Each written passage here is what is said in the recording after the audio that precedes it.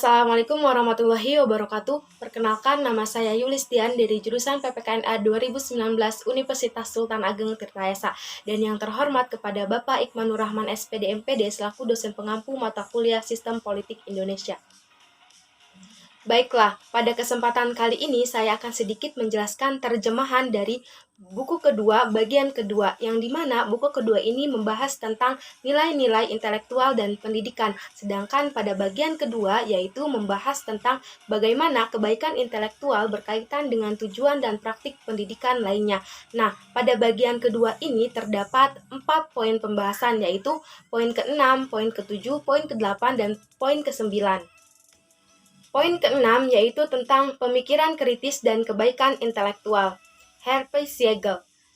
Nah, apakah komponen-komponen semangat yang kritis dengan tepat dianggap sebagai kebaikan intelektual?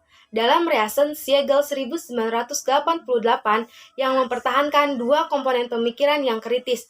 Pertama yaitu komponen penilaian alasan. Seperti namanya, bahwa komponen ini menyangkut keterampilan dan kemampuan yang diperlukan untuk mengevaluasi alasan dengan baik, yaitu dengan cara yang mencerminkan kriteria epistemologinya yang tepat mengenai kekuatan pembuktian dari alasan dan bukti yang diajukan. Kemudian yang kedua yaitu komponen semangat yang kritis, mencakup sekelompok sikap, watak, sifat, kemudian karakter yang banyak diantaranya dapat dianggap sama, baiknya seperti kebaikan intelektual. Baiklah, materi selanjutnya yaitu tentang apa persamaan antara kemampuan critical thinking, kecenderungan critical thinking, dan kecerdasan. Seperti cerita yang masih ada, secara tajam membedakan antara kemampuan dan semangat yang kritis atau kebajikan intelektual.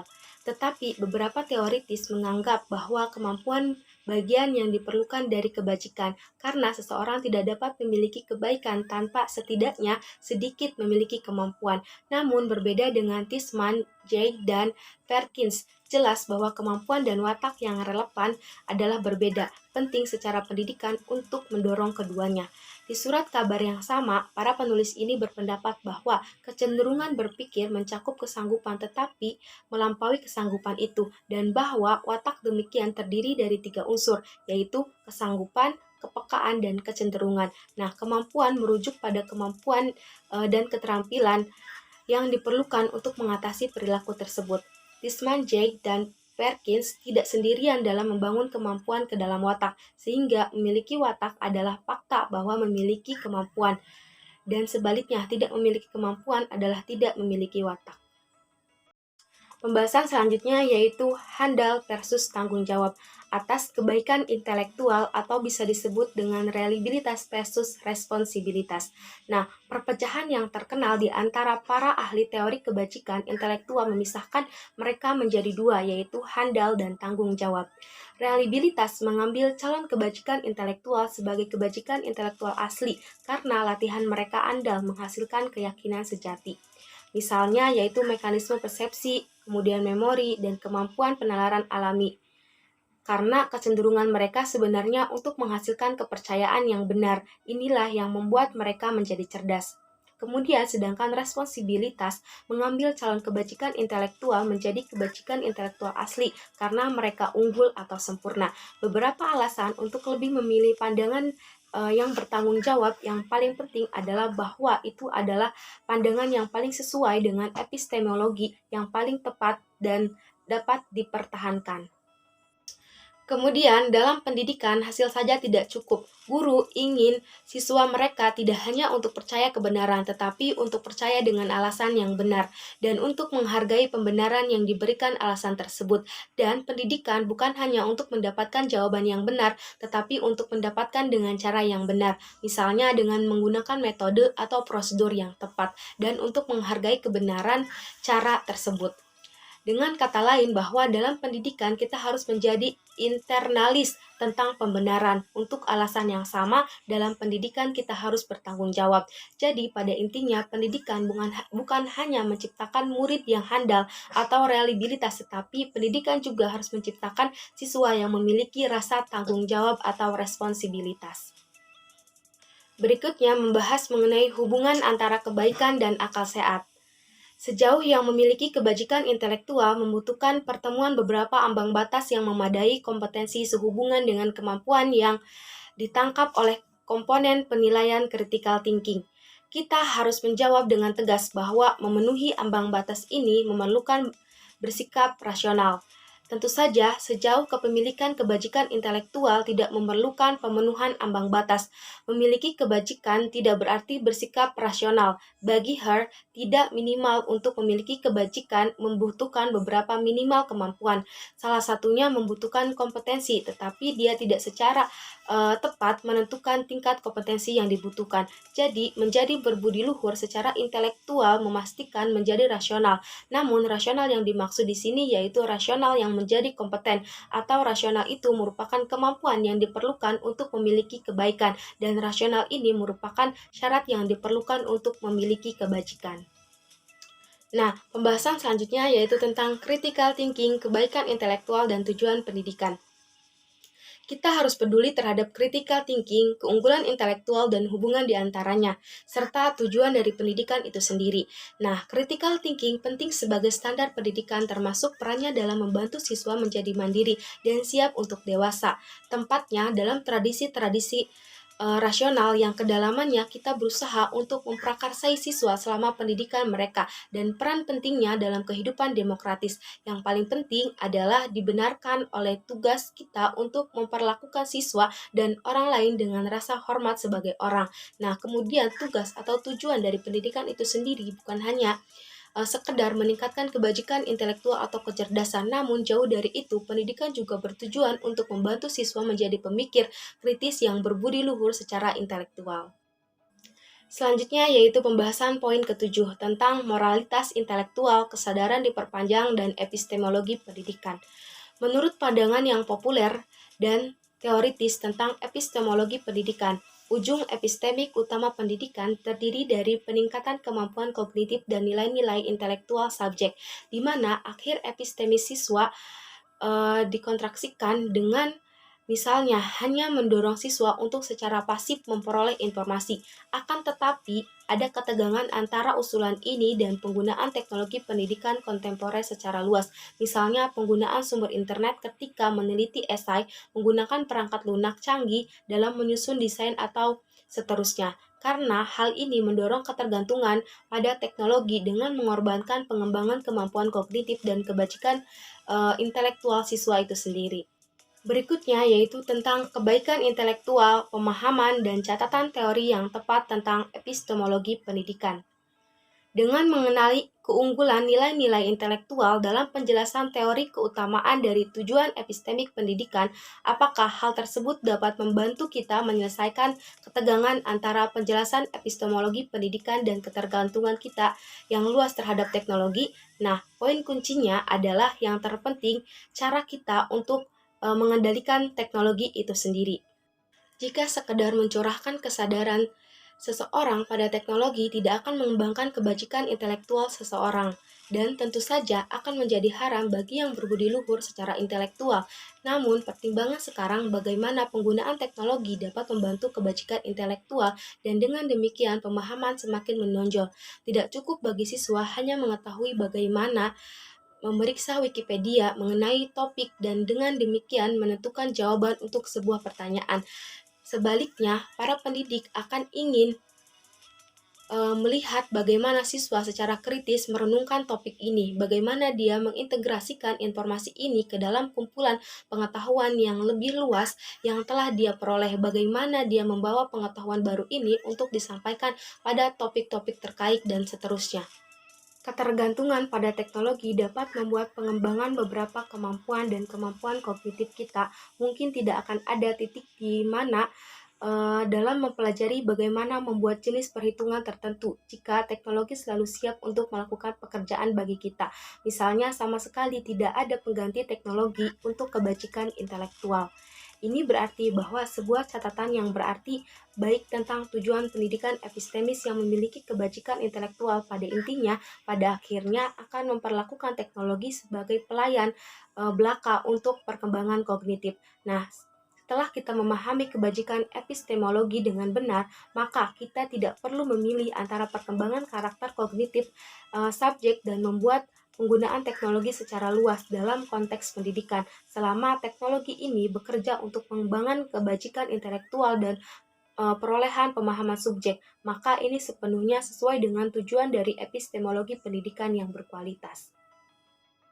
Pembahasan selanjutnya mengenai kebijakan epistemologi dan epistemik individualisme atau anti-individualisme.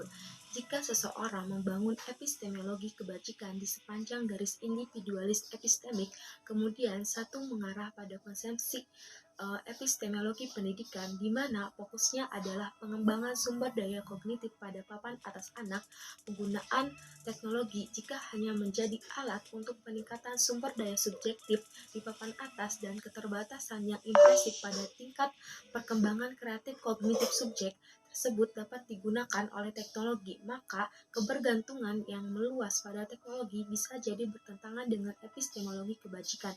Karena jika kebajikan epistemologi berada di sepanjang garis individualisme epistemik, maka pengembangan pendidikan dari sifat-sifat kognitif subjek tanpa bantuan harus diutamakan daripada penggunaan teknologi.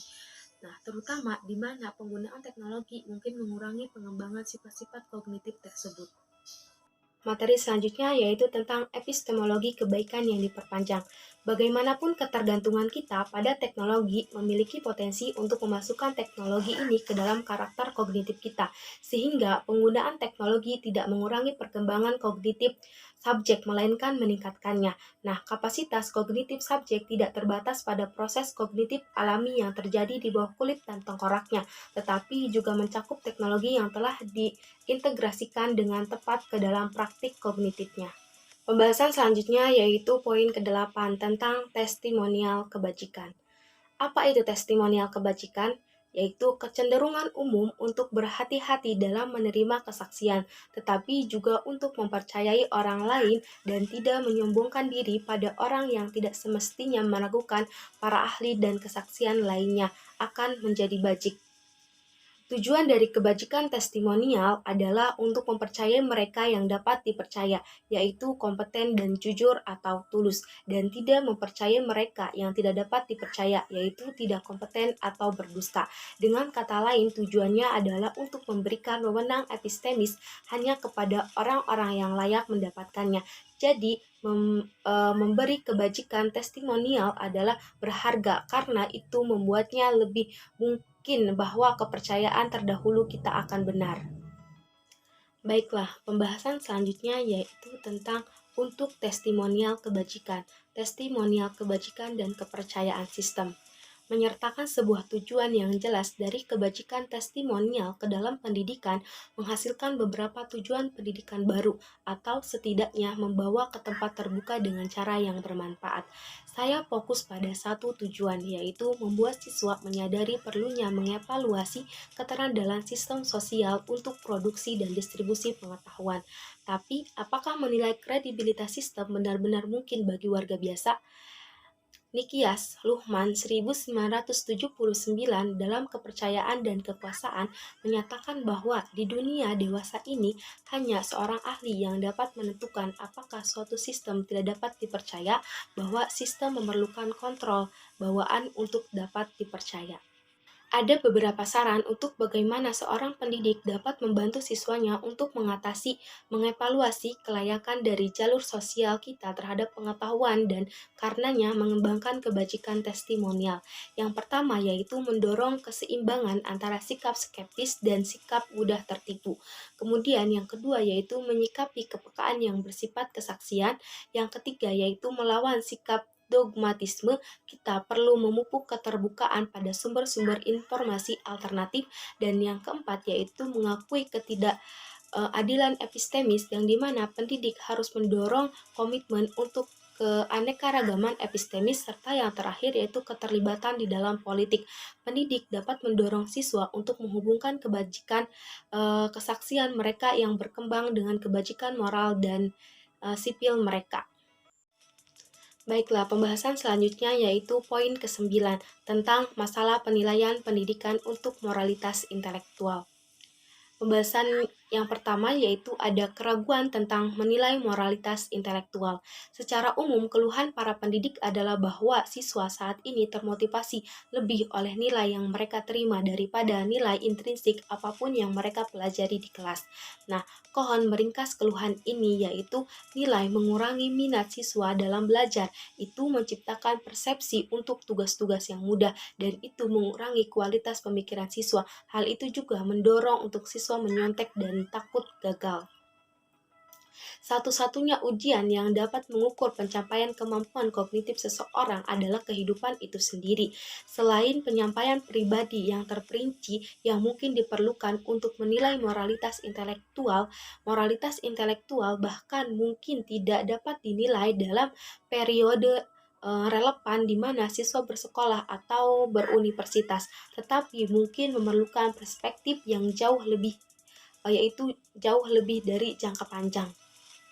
Namun, penting sekali untuk memperhatikan mengapa kita tidak boleh menyerah begitu saja dalam proyek menilai moralitas intelektual. Nah, Wins dan Gingel berpendapat bahwa penilaian adalah komponen yang diperlukan dalam proses pendidikan.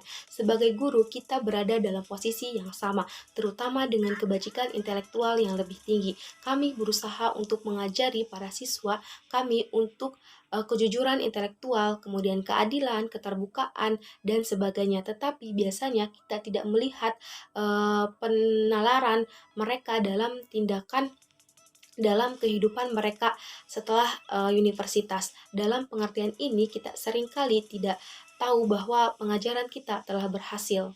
Pembahasan selanjutnya yaitu tentang penilaian psikometrik dan moralitas intelektual. Kemungkinan-kemungkinan. Ada 3 cara untuk menilai moralitas intelektual. Cara yang pertama untuk menilai moralitas intelektual yaitu menilai moralitas moral. Untuk menentukan moralitas secara psikologis, secara terhormat bagaimana seseorang mengukurnya, yaitu yang pertama bisa dengan tes laporan diri, yaitu responden diminta untuk menilai diri mereka sendiri sejauh mana mereka memiliki kekuatan karakter tertentu. Kemudian yang kedua yaitu metodologi sampling, pengalaman untuk mengukur moralitas. Dan yang ketiga yaitu ada wawancara tinjauan hidup, dan yang terakhir seseorang dapat mencoba untuk menelaah bagaimana bajiknya seseorang adalah dengan metode mental yang berpengalaman, yaitu menempatkan subjek dalam keadaan percobaan dan melihat bagaimana itu bertindak. Baiklah, cara yang kedua untuk menilai moralitas intelektual yaitu menilai epistemologi pribadi atau kognisi epistemik. Cara yang ketiga untuk menilai moralitas intelektual yaitu menilai keterampilan berpikir dan kecenderungan yang kritis. Sebuah pandangan konsensus terdapat dalam laporan Delphi 1990 yang memuat pemikiran kritis, penilaian yang bertujuan, dan pengaturan diri yang menghasilkan interpretasi, analisis, evaluasi, dan intervensi, serta penjelasan tentang bukti-bukti serta bukti konseptual, kemudian metodologis, kriteria, atau pertimbangan kontekstual penilaian yang didasarkan pada penilaian itu. Nah, poin penting untuk dapat mengenal tes standar pemikiran kritis adalah bahwa mereka menguji untuk keterampilan atau kinerja berpikir kritis dalam konteks tertentu, yaitu situasi yang mendesak dari ruang kelas atau ruang ujian. Nah, pembahasan selanjutnya yaitu tentang menilai kebajikan intelektual. Kita perlu mempertahankan perasaan tidak puas baik dalam seberapa jauh kita benar-benar perlu mengukur kebajikan intelektual pada tingkat siswa individu dan sejauh mana kita perlu meringkas kebajikan dalam nilai atau nilai numerik. Mungkin hanya itu yang dapat saya sampaikan, kurang lebihnya mohon maaf. Wassalamualaikum warahmatullahi wabarakatuh.